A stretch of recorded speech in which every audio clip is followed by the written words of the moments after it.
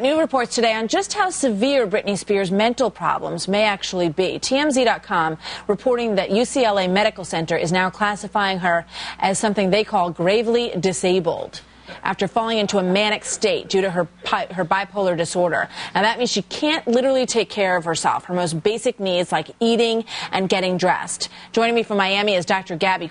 She's a psychiatrist with a specialty in anxiety, depression, and stress management. Good to have you here today, doctor. What do you think they mean by gravely disabled exactly? In general, when we refer to gravely disabled, we're talking about someone who cannot take good care of themselves or who in some shape or form is trying to attempt against their own life. So in general, that would be a way in which we would refer to this term. You know, in terms of what's wrong with her, you know, how long, under this classification, actually, is the first thing I want to ask you. Can they make her stay there? And there's, you know, we've talked about 72 hours, but how can they step in to make her stay there until she really can get some actual physical help?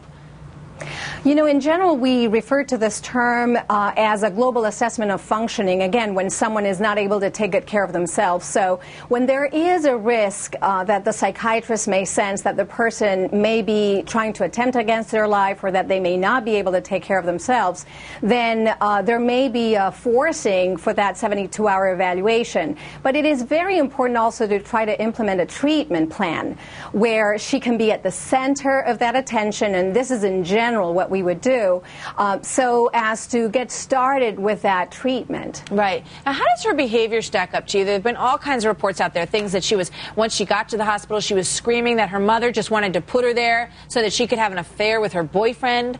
There were also reports that she couldn't sleep at all, and that she was manic and then very, very happy. I mean, I know you haven't examined her yourself, but what do those symptoms indicate to you?